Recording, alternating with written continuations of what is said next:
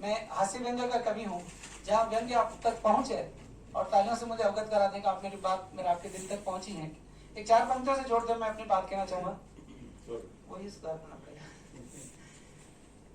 मांग के सिंदूर बिना सुहागन अधूरी लगती है, मांग के सिंदूर बिना सुहागन अधूरी लगती है, और तन के श्रृंगार बिना दुल्हन अधूरी लगती है। बात चाहे लाख करो यारों, मगर जब तक दिल से दिल की बात न हो, हर बात अधूरी लगती है, हर बात अधूरी लगती है। छोटी छोटी सी पंक्ति आपके बीच में कहने की कोशिश करूंगा, हादसे की बात। दोस्तों, अभी रूस और यूक्रेन का युद्ध चल रहा है, उसी से संदर्भ लेते हुए छोटी सी बात करने की कोशिश करेंगे। आजकल श्रीमती जी कुछ ज्यादा ही आक्रामक होती जा रही हैं। आजकल श्रीमती जी ज्यादा ही कुछ आक्रामक होती जा रही हैं। बात बात में, व्यवहार में वो पुतिन होती जा रही हैं। मैं भी पुरजोर से उसका सामना करने का प्रयास करता हूं, मगर मेरी हालत जेलेंस्की की तरफ पतली होती जा रही है, मगर मेरी हालत जेलेंस्की की तरफ पतली होती जा रही है। दोस्तों, मैं एक बात अक्सर कहता हूं, जिंदगी में अगर आप सुखी रहना चाहते हो तो बी से कभी मत बिगाड़ो। बी से बनता है बीवी और बीवी से बनता है बॉस। दफ्तर में बॉस से मत बिगाड़ो और घर में बीवी से मत बिगाड़ो। तो मेरी कुछ इच्छा है कविता के माध्यम से आपको कहने की कोशिश करूं, और मैं चाहूंगा कि जहां अगर आपको ठीक से लगे रिदम से, तालियों से मेरे साथ में साथ है जब मैं बोलने लगूं। मेरी इच्छा क्या है कि चाहूं नहीं राजकाज, चाहूं नहीं राजकाज, चाहूं नहीं ठाट बाट, हाथ खोल दो। चाहूं नहीं राजकाज, चाहूं नहीं ठाट बाट, घर वाले खुश रहे बस यही चाहिए, घर वाले खुश रहे बस यही चाहिए, घर वाले खुश रहे बस यही चाहिए। और क्या चाहिए? कभी हम लड़े नहीं, कभी हम लड़े नहीं, बिना बात भिड़े नहीं, जैसा चाहूं वैसा करे बस यही चाहिए, जैसा चाहूं वैसा करे बस यही चाहिए। कि खाना चाहे जैसा देवे, कच्चा दे या पक्का देवे, कि खाना चाहे जैसा देवे, कच्चा दे या पक्का देवे, पकवान लगे मुझे बस यही चाहिए।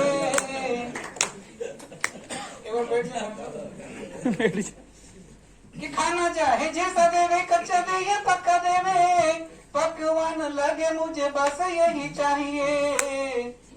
खूब जिया बिल्ली बन, खूब जिया बिल्ली बन, जीना चाहूं शेर बन, काम ना हो पूरी यह बस यही चाहिए, काम ना हो पूरी यह बस यही चाहिए। यही कामना, और शायद मैं सोचता आप सभी की कामना भी यही होगी। अगर ये बात हो तो बार जोरदार तालियों से अवगत करा दें।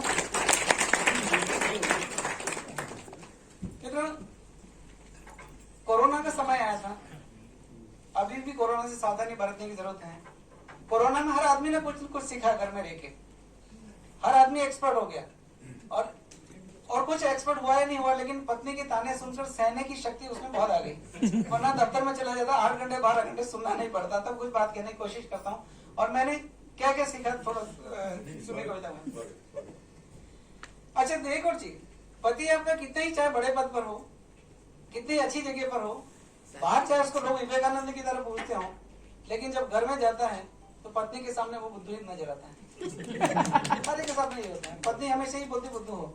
तब एक बात कहने की कोशिश करता हूँ, कविता के माध्यम से जुड़े, और अगेन रिदम से मेरे साथ में साथ देने की कोशिश करें। कि घर वाली बोली हमें, ताली उठा लो, घर वाली बोली हमें आता नहीं कुछ, तुम्हें ठाले बेटे खाट तोड़ो करो कुछ काम है, ठाले बेटे खाट तोड़ो करो कुछ काम है। और घरवाली क्या क्या काम बताती है? सुख रहे पौधे सारे, सुख रहे पौधे सारे, घर में के देखो मारे, गमलों में पानी डालो करो नेक काम है, गमलों में पानी डालो करो नेक काम है। कि पानी का ये रंग देखो कितना है धंधा देखो, पानी का ये रंग देखो कितना है धंधा देखो, टंकी की सफाई करो छोड़ के आराम है, आराम हराम बड़ा। पति की शिक्षा देखिए, आराम हराम बड़ा, काम नहीं छोटा बड़ा, कान खोल सुनो तुम मेरा ये पैगाम है, कान खोल सुनो तुम मेरा ये पैगाम है, कान खोल सुनो तुम मेरा ये पैगाम है। और दोस्तों, जब पत्नी ने चुनौती दे दी तो आखिर हमारा भी पुरुषत्व जाग उठा, और हमने किस तरह से उनकी चुनौती को स्वीकार किया, देखिए कविता के माध्यम से। उनका पैगाम सुन, उनका पैगाम। आप ताली बजाए थोड़ा मजा आता है। कवि तभी तक मंच पर जिंदा रहता है जब तक श्रोता जीवित होने का प्रमाण देते रहे, और आपके जीवित होने का प्रमाण कविताओं के माध्यम से, तालियों के माध्यम से। उनका पैगाम सुन, खोल उठा मेरा खून, खाले नहीं काम अब करके बताएंगे, खाले नहीं काम अब करके बताएंगे। और चुनौती में हमने क्या किया, लंबा वाला झाड़ू लिया, लंबा वाला झाड़ू लिया, कोना कोना साफ किया, टेबल पे चढ़कर पंखे भी चमकाएंगे, टेबल पे चढ़कर पंखे भी चमकाएंगे। कि टेबल सरक गया लटका ही रह गया, कि टेबल सरक गया लटका ही रह गया, बचाने को अब हमें कौन यहाँ आएंगे। घर वाली दौड़ी आई, घर वाली दौड़ी आई, देख हाल वो चिल्लाई, उम्र भर बुद्धू रहे समझ न पाएंगे, उम्र भर बुद्धू रहे समझ न पाएंगे। इसलिए मेरे दोस्तों, पत्नी के ताने काम करके सुनने से अच्छा नहीं करके सुनने में ज्यादा फायदा, आपने समझ लिया। और एक और चीज बता दूं, मैंने बताया ना, पत्नी से कभी बिगाड़ना नहीं चाहिए, दुनिया में किसी से भी लड़ लो झगड़ लो तो कैसे करना चाहिए। अगर खाना कैसे भी बनाए तो तारीफ करो, रूप कैसा भी हो तो भी तारीफ करो, तब देखना सबक कैसा भी हो। मैं कुछ पढ़ते देखिए, मैं कहना चाहूंगा खाने की तारीफ कैसे करनी। अगर बीवी का खाना ठीक नहीं बना, भटजी ने हमारा पता ही दिया होगा, अच्छी अच्छी वैरायटी बनाते हैं भटजी। पत्नी के खाने की तारीफ करके मैं बता रहा हूँ, देखो कितनी अच्छी रोटियां बनाती हूँ। कि पाक कला देखी तेरी, थोड़ा सा तालियां पीछे वाले भी बजा सकते हैं। पाक कला देखी तेरी, भट्टी सी जो गई मेरी, हथौड़े से टूटे नहीं रोटी जो बनाती हूँ। तो तारीफ देखिए कि पाक कला देखी तेरी, भट्टी सी जो गई मेरी, हथौड़े से टूटे नहीं रोटी जो बनाती हो, हथौड़े से टूटे नहीं रोटी जो बनाती हो। और क्या करती श्रीमती जी कि रोज रोज किट्टी करो, रोज रोज किट्टी करो, तेरी मेरी खूब करो, तनख्वाह भी सारी मेरी इसी में लगाती हूँ, तनख्वाह भी सारी मेरी इसी में लगाती हूँ, तनख्वाह भी सारी मेरी इसी में लगाती हूँ। अच्छा, खाना कैसे बना, कि खाना कैसे बनाती है उसके बारे में और देखिए कि आड़ी टेढ़ी मोटी चौड़ी रोटी कहूँ या पकौड़ी, आड़ी टेढ़ी मोटी चौड़ी रोटी कहूँ या पकौड़ी, कच्ची पक्की जैसी भी हो हमको ही खाना है। और लास्ट में एक और बात कहना चाहूँ मित्रों, एक व्यंग्य, बस की कविता कहना चाहूँ। एक में व्यंग्य आपको छंद से छंदस में कविता कहना चाहूँ। व्यंग्य है बस का, मेरी बहुत पुरानी रचना है, लेकिन अगर रचना में आपको व्यंग्य अच्छा लगे तो मैं चाहूंगा आप इसको जरूर पसंद करें। मेरे गाँव की बस, आपने बस में सफर सभी किए होगा। मैं उस गांव के ठेठ जगह पे दिमाग सामने गांव की याद दिलाई, मैं भी अपने गांव की याद करता हूँ बस के माध्यम से। उस बस के अंदर 56 की सवारी होती, सीटें होती हैं। 56 के अंदर 156 तो नीचे भरे होते हैं, बाकी बचे 100 ऊपर होते हैं। आप अगर इधर गुजरात में भी रहे हो तो राजूला में हो जाए तो छकड़े में करीब 40 लोग बैठ जाते हैं छकड़े में। और बहुत सी बातें है पूछना पड़ता है चला कौन रहा इसको। और बाद में लगता है भगवान भरोसे इस पूरा देश चल रहा है, तब कुछ बात कहता हूँ। और बस में कुछ चीजें और लिखी होती हैं कि ड्राइवर सीट के आगे लिखा रहता है कि चलती गाड़ी में चालक से बात न करें। मानो जैसे ये लिखना बहुत जरूरी है, चाहे गाड़ी में फिटनेस हो या नहीं हो, ब्रेक लेकिन ये लिखना जरूरी है चलती गाड़ी में चालक से बात न करें। और जहाँ खिड़की में घुसते हैं हम, वहाँ सबसे लिखे बस में भरी बंदूक लेकर ना चढ़े। अरे आज बंदूक कौन लेके चढ़ेगा, पर फिर भी लिखना होता तो लिखते हैं। एक दृश्य देखिए आप कि बस के अंदर जितनी सवारियां हैं उसे 2 गुनी ऊपर बैठी हैं, और बाहर जो पीछे लोग चढ़ते हैं ऊपर जो लटकने के सामान लेके चढ़ाते हैं, उसमें भी आदमी लटके हुए, खिड़की पे भी लटके हुए। आप ऐसे दृश्य अपने आंखों के सामने लाइए, और न तो उसमें कांच दिख रहे हैं न कुछ है, और जो कुछ जैसा जैसा बैठने के नाम पे चलती है वो बस है। अब उस बस के माध्यम से ये दृश्य है। और मेरी रचना सुनिए, और रचना में जहाँ आपको व्यंग्य अच्छी लगे, बात अच्छी लगे, तब जरूर आपने मुझे अवगत कराएं कि हम अपने गाँव की बस में सफर कर रहे थे, हम अपने गाँव की बस में सफर कर रहे थे, मानो अपने जीवन की अंतिम यात्रा कर रहे थे। हम अपने गांव की बस में सफर कर रहे थे, मानो अपने जीवन की अंतिम यात्रा कर रहे थे। अरे बस तो क्या थी, बस मौत की सवारी थी, सुबह की थी, शाम को आई थी। गांव में ऐसे ही होता है, और गांव के लोग भी कितने संतुष्ट होते हैं। सुबह के 10 बजे की बस अगर शाम को 4 बजे आएगी तो भी लोग प्लेटफॉर्म बस स्टैंड पे खड़े रहेंगे, कोई बात नहीं, वो सवार बारात छोड़ने गया है। मतलब कितना देर देखिए आप, बस क्यों नहीं, बस बारात छोड़ने गया। तब ये कि हम अपने गाँव की बस में सफर कर रहे थे, मानो अपने जीवन की अंतिम यात्रा कर रहे थे। बस तो क्या थी, बस मौत की सवारी थी, सुबह की थी जो शाम को आई थी। हमने बस में चढ़ने को हमने बस में चढ़ने को जो ही खिड़की के हैंडल पर हाथ लगाया, मैं हैंडल से धड़ाम से नीचे गिराया। वो तो किस्मत ठीक थी कि मैं बच गया, सिर्फ खरोंचों से काम चल गया। दो भले आदमियों ने उठाया और मुझे अंदर धसाया, जैसे बोरी उठाते ना, कि वो तो ठीक किस्मत ठीक थी कि मैं बच गया, सिर्फ खरोंचों से काम चल गया। दो भले आदमियों ने उठाया और अंदर धसाया। अंदर अंदर बस का दृश्य देख मेरा सर चकराया। देखिए, अंदर बस का दृश्य देख मेरा सर चकराया कि सीटों से निकली हुई कीलें भारत की गरीबी की तरह मुस्कुरा रही थी। कि अंदर बस का दृश्य देख मेरा सर चकराया कि सीटों से निकली हुई कीलें भारत की गरीबी की तरह मुस्कुरा रही थी, और खिड़कियों के शीशे नेताओं की चरित्र की भांति गायब थे। खिड़कियों के शीशे नेताओं की चरित्र की भांति गायब थे।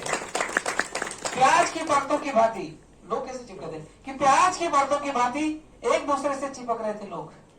प्याज की परतों की भांति एक दूसरे से चिपक रहे थे लोग, पसीने से परेशान हैरान हो रहे थे लोग। हमने अपने पड़ोस वाले टुनटुन से शरीर वाले महाशय से कहा कि भाई साहब आप धक्का क्यों दे रहे हैं।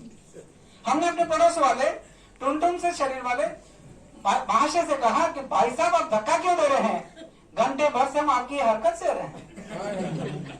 पुलिसी अंदाज में कड़क कर वो बोला कि मैं धक्का क्यों दे रहा हूँ, मैं तो सिर्फ सांस ले रहा हूँ। कड़क कर वो बोला कि मैं धक्का क्यों दे रहा हूँ, मैं तो सिर्फ सांस ले रहा हूँ, और अगर तू कहे मैं ये भी न लूं। मैंने कहा नहीं, आप इसे स्वतंत्र देश के नागरिक हैं, जो चाहे सो करिए। फिर बस चली। बस के थे वो चलते ही बस हो गई खड़ी, ना कोई सवारी उतरी ना कोई चढ़ी। बस चली, बस के थोड़ा चलते ही बस हो गई खड़ी, ना कोई सवारी उतरी ना कोई चढ़ी। हमने एक सज्जन से पूछा कि भाई साहब यह बस क्यों बेमतलब खड़ी है। हमने एक सज्जन से पूछा कि भाई साहब ये बस क्यों बेमतलब खड़ी है, और वैसे भी अभी तक तो भारत के विकास की तरह चली। ये बस क्यों बेमतलब खड़ी है, और वैसे भी अभी तक तो भारत के विकास की तरह चली है। वो बोले लगता है पहली बार बैठे हो, अरे देख नहीं रहे ये देश के तुष्टीकरण की राजनीति की तरह हो चुकी है। देख नहीं रहे देश के तुष्टीकरण की राजनीति की तरह। आपकी ताले बजनी चाहिए इस पर कि देख नहीं रहे ये देश के तुष्टीकरण की राजनीति की तरह हो चुकी है। अब कंडक्टर ऊपर वाली सवारियों को एक और एडजस्ट कर रहा है। मैंने बताया ना, बस में जितने नीचे थे उसे डबल ऊपर थे, तो बस एक तरफ झुक गई। जिधर हवा कम थी तो कंडक्टर ऊपर बोलता भाई इधर सरको, बस में वजन ज्यादा है तो इधर सरको। तो वो क्या कंडक्टर ऊपर वाली सवारियों को एक और एडजस्ट कर रहा है और आपके सुखद यात्रा की तैयारी कर रहा है। हमने कहा सुखद यात्रा या अंतिम यात्रा ये तो वक्त ही बताएगा। हमने कहा सुखद यात्रा या अंतिम यात्रा ये तो वक्त ही बताएगा। खैर बस चली। बस के थोड़ा चलते ही, इसमें देखो कल्पना नहीं, बिल्कुल हकीकत है। खैर बस चली।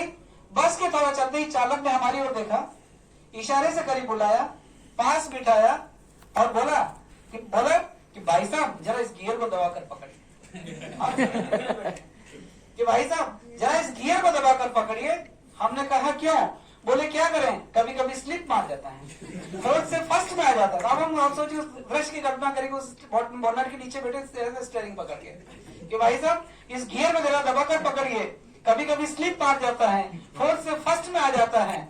हमने कहा तुम अपनी बस को क्यों नहीं फिट रखते, क्यों हजारों निर्दोषों की जान से खेलते।